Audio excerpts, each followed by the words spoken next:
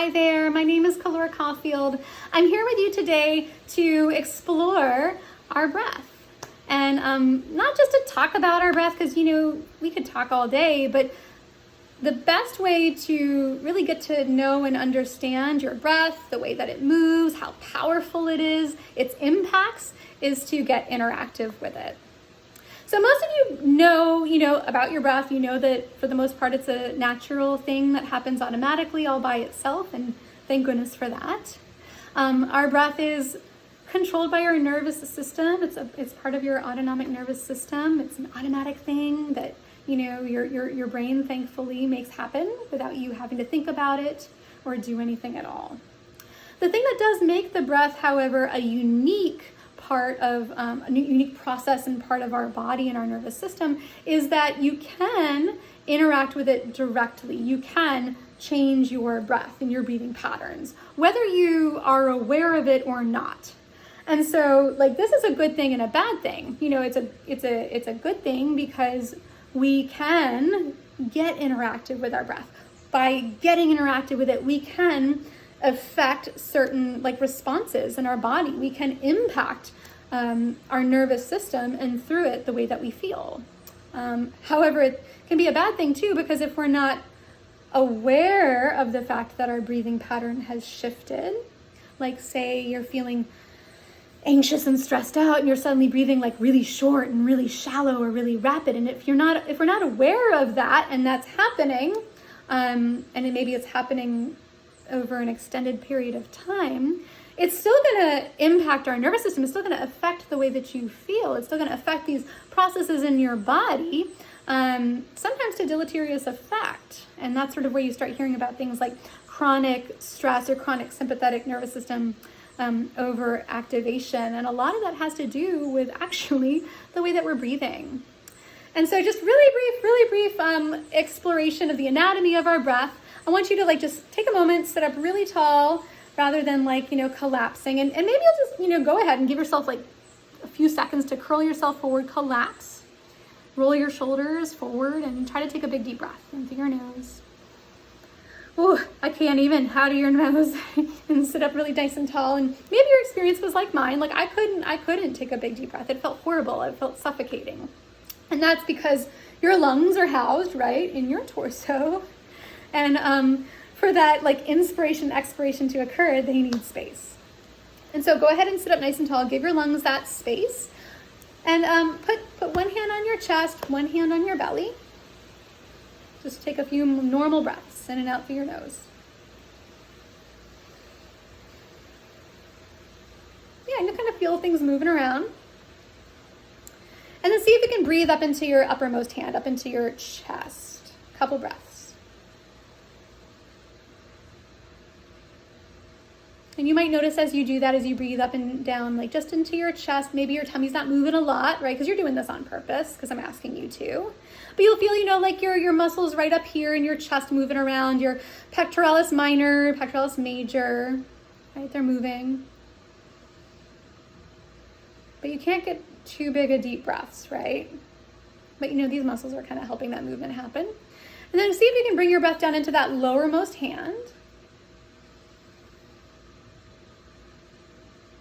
Breathing in and out of your nose if at all possible.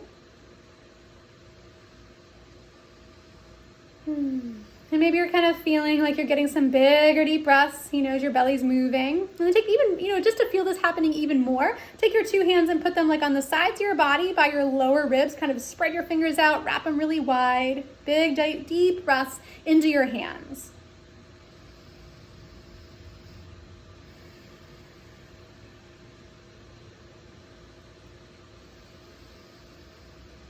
And what you're feeling happening here, beyond just that space in between your ribs, that's where your intercostal muscles are. They're muscles of respiration. They're kind of helping with, the movement of your ribs. You're feeling your serratus, interior muscles on the sides of your body as well. They're kind of helping to move your rib cage around with your breaths. But predominantly as you do this, as you breathe out into your hands, what you're feeling happening is the movement of your diaphragm, okay? So as you inhale out into your hands, your diaphragm is kind of moving down and out. It's sort of like a balloon, and that's what you're feeling. You're feeling like kind of that downward, outward movement of your, diaphragm sliding out as you inhale. And then as you exhale, you're feeling your diaphragm relax back up and in, and your everything kind of comes back down into place. So as you inhale, diaphragm's moving down and out of the way, making space for your full lungs that are, filled with air. And then as you exhale, lungs empty, diaphragm slides back up into place. So this is sort of an interactive way of, getting, engaged with the anatomy of your breath, the way that your lungs move, the way your diaphragm moves, without, being on the inside, because we can't do that. But this is sort of a way you're just putting your hands on your body and kind of moving your breath around on purpose, that you can get a little bit more connected to that. So now that we've explored the anatomy, I'd like to switch gears and explore the physiology of our breath a little bit. I talked earlier about the fact that, whether we are aware of it or not, the way that we breathe impacts the way that we feel. And that is because of that pathway that the breath creates right into our nervous system. And our nervous system has those two branches that you probably know about: the sympathetic nervous system, that's the kind of stress response or fight or flight type zone. And then there's the parasympathetic nervous system, which is more that like relaxation, rest and digest type gear. And both aspects of our nervous system are important. One is not like a bad one. It's not like SNS is bad and PNS is good. They're both important and they're both necessary, and both have vital roles in keeping our body in homeostasis, in balance. It's just that when we, if we have like a sliding scale of balance, right, in the middle is like perfect balance. If we're like living somewhere out on the edge of that scale, it's just the balance is going to tip, right? So we want to be like in a more central, balanced place with regard to our nervous system. Thankfully, depending on where you are on that sliding scale, we can use our breath. You can use your breath to walk yourself more back to a centered place. And so I'd like to play with that just a little bit today. I'm going to teach you two different yogic breathing techniques that you can use to interact with your nervous system. The first one that I'd like to explore is a energizing breath. It's a version of a 3-part breathing technique called Viloma. And there's 2 different ways of doing Viloma, but the one I'm teaching you is the energizing version of it. And you can think about this like if you wake up in your morning and you're feeling a little snoozy, maybe you're trying to avoid caffeine or something, but you still need to feel awake and energized. This would be a way to interact with your nervous system, kind of flip the switch a little bit, into that sympathetic place to try to like wake yourself up. Because as we know, the sympathetic nervous system does all sorts of things, such as increasing our respiration, increasing our heart rate, increasing our blood pressure. It sharpens our attention. It dilates our eyes, lets more light in.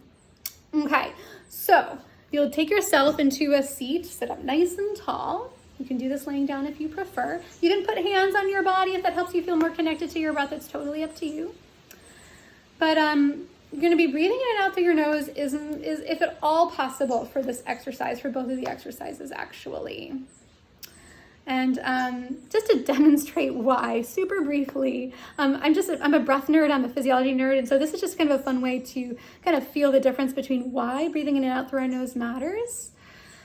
So, sit up tall, put your hand in front of your face, not too close, not too far, and take a big breath in through your nose, and then out of your mouth. Do this a couple times, in through your nose, and then out of your mouth like you're fogging a mirror. Couple more, in through your nose, out of your mouth like you're fogging that mirror. Maybe one more time.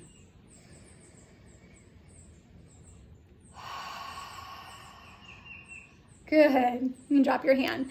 So did you feel how when you did that, your breath was warm? It was probably kind of hot, and maybe it felt a little bit moist on your palm as well. And so this is because when we breathe in through our nose, when we bring oxygen in through our nose, we're actually warming and humidifying the air. That way when it hits our lungs and it gets to our lungs, the gas exchange process happens a lot more easily. Like our lungs feel much happier when the air is warm and humidified. So when you breathe it out that way, you felt that sort of happening. Now, there is a style of breathing that if you wanted to cool yourself down, you could do, and I just want to teach it to you super brief just so you can feel the difference. It's called Shatali breathing or Sitkari breathing. And what you're just going to do is you're going to bring your teeth together like this, like you're smiling for a picture. And you're going to inhale through your mouth with your teeth together. Close your lips and breathe out of your nose. Big smile, inhale through your teeth. Close your lips, breathe out of your nose. One more time. In through your teeth. Close your lips, breathe out of your nose. So did that feel cooler? Like that probably felt kind of cooling, right? Especially as compared to the last time. And that's because when you're breathing in through your mouth, that air that you're bringing in is not getting warmed and humidified because it's not going in through your nose. It's not going through all of that structure in your nose that helps to make that happen. For something like acute like this where you're like, oh, I want to feel a little cooler. It's a hot summery day. You could do a few breaths like that and that's going to help cool you down. But if we were to breathe in and out through our mouth all the time, then you could kind of feel how that might be drying. It would be kind of harder on our lungs. Okay, so our 3-part Veloma breath that's going to energize you if you feel like you need a shot of caffeine and maybe you're nowhere near a coffee shop. You'll sit up nice and tall. You can put hands on your body if that helps. Remember this one, we're going in and out through our nose. We'll take a breath in and then just out. Take a big breath in, brief pause at the top, and then let it out. And so this style of breath is going to have some pauses. And the idea when you pause your breath isn't like you want to be like, I can't breathe. It's just a pause, just a momentary pause on the breath. And when we're adding those pauses, what we're going to do is we're just going to poke at the nervous system a little bit, right? Just to kind of wake it up. And that's sort of what we're doing here with this breath, okay? So sitting up nice and tall, we're going to be inhaling for 3 parts, okay? So go ahead and just exhale your breath all the way out and start to breathe in through your nose and fill up only 1/3, just pause. And then breathe in a little bit more and just fill up to 2/3 and pause. And then breathe in all the way until you're full and pause at the top. Then you'll go ahead and breathe out of your nose all the way. Good. So from empty, inhaling 1/3 and pausing. Inhaling 2/3. And then inhaling all the way. Out through your nose all the way. Again, in through your nose 1/3. 2/3. All the way and pause. Out through your nose completely. Couple more. 1/3 in. 2/3. All the way. Out through your nose completely. 2 more times. 1/3 in. 2/3 in. All the way in. All the way out. Good. One more time. 1/3 in. 2/3 in. All the way in. All the way out of your mouth now. I broke a sweat. I don't know about you. So that's 3-part Veloma. And working with the inhale in combination with those pauses is stimulating on your nervous system, which means that By stimulating your nervous system, you're waking up that sympathetic response and all those things we talked about. That's why you started, sweating, right? Your heart rate might have increased a little bit. You might feel a little bit more alert. And that is because those pauses combined with working with the inhale woke everything up. So now you don't need any coffee. So we're gonna now slow it down, cool it down. I'm gonna teach you a calming breath. Sometimes it's referred to as coherent breathing. That's sort of the popular modern thing to call it that, is kind of being researched and talked about in the news right now. But it is an old yogic type of breathing. In the ancient text, it is referred to like Ujjayi pranayama, but it's not like what you hear about in yoga classes. It's just even inhales, even exhales, okay? Even inhales, even exhales. And not being forceful with it in any way, not forcing any kind of retentions. You almost want to think about it like an endless stream. So each inhale, that's full and complete, leading naturally into each exhale, that's also full and complete. Each inhale taking just as long as each exhale, okay? So that's what we're gonna do. So you can sit up nice and tall, you can lay yourself down.